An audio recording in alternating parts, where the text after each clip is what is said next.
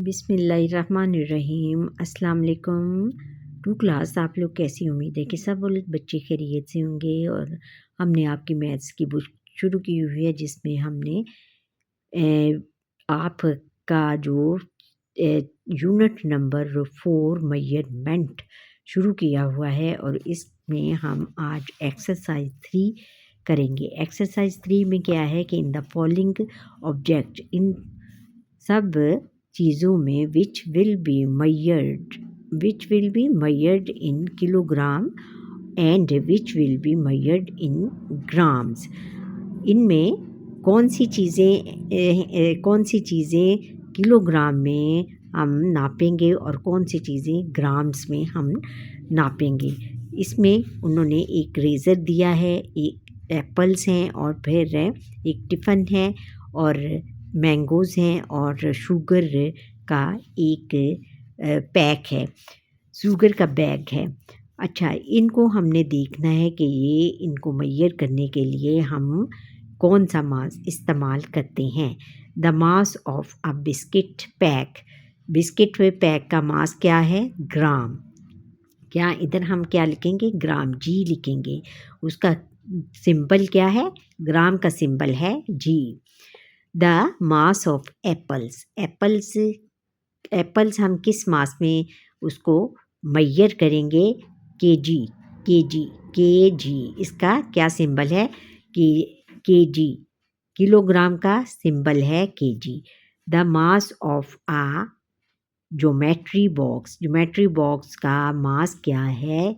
ग्राम, ग्राम के लिहाज से उसको हम मेजर करेंगे। और फिर आगे है द मास ऑफ मैंगोज़ का मास क्या है? ये भी किलोग्राम में आएगा और इसके लिए हम क्या लिखेंगे? केजी, इसका सिंबल लिखेंगे। The mass of a sugar bag का मास क्या है? ये भी हम शुगर बैग का जो मास है ये भी हम किलोग्राम में लिखेंगे। हाँ, किलोग्राम में आएगा। Read and right the mass in the given boxes. हमने ये जो इनके मास दिए हुए हैं इनको हमने पढ़ना है और नीचे दिए गए ये खाने हैं इन पे हमने लिखना है। 250 ग्राम क्या है? ये मिल्क है, 250 ग्राम। और फिर ऊपर क्या है? ये एक शिमला मिर्च है और इसको हमने 2 केजी इसका जो मास है वो इधर 2 केजी लिखेंगे। फिर 80 ग्राम का क्या है? मैंगो है, एक मैंगो है। फिर 4 केजी में ये क्या है? स्ट्रॉबेरीज़ हैं, 4 केजी, इसका मास 4 केजी। बेटा अब आगे है कि read the mass of a watermelon and salt. आपने वाटरमेलन और सॉल्ट का मास पढ़ना है। विच इज़ हैवियर, कौन सा वज़नी है? राइट इट्स नेम, उसका नाम लिखना है। जैसे सॉल्ट है, सॉल्ट का मास क्या है? 500 ग्राम। और वाटरमेलन का क्या है? 2 केजी। इसलिए कौन सा ज़्यादा वज़नी हुआ? वाटरमेलन का मास सबसे ज़्यादा वज़नी है, इसलिए उसका नाम हमने क्या लिखना है? वाटरमेलन। इधर आगे फिर है कि एडिशन एंड सब्ट्रैक्शंस और मासेस।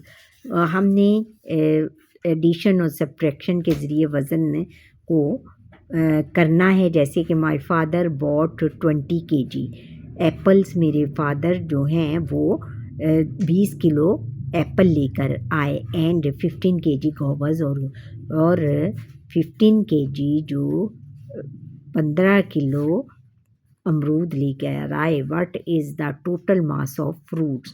और अब हमने ये देखना है कि इन दोनों को मिलाकर दोनों फ्रूट्स का टोटल जो वज़न है वो कितना है। मास ऑफ द एप्पल्स क्या है? 20 केजी।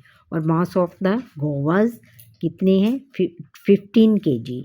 अब टोटल मास ऑफ फ्रूट्स जो मास, टोटल मास जो है फ्रूट्स वो कितना है वो हमने अब इन दोनों को ऐड करके वो निकालना है। जैसे कि ऊपर 0 है, नीचे 5 है, इसलिए 5 का 5 आ जाएगा और 2 में 1 ऐड करेंगे 3 आ जाएगा।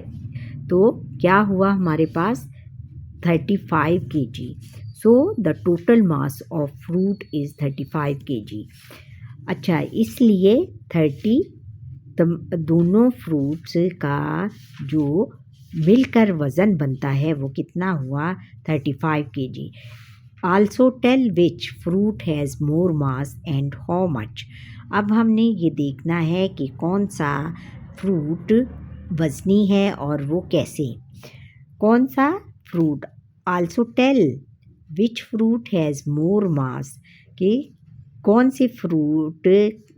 सा फ्रूट भारी है और हाउ मच और कितना है।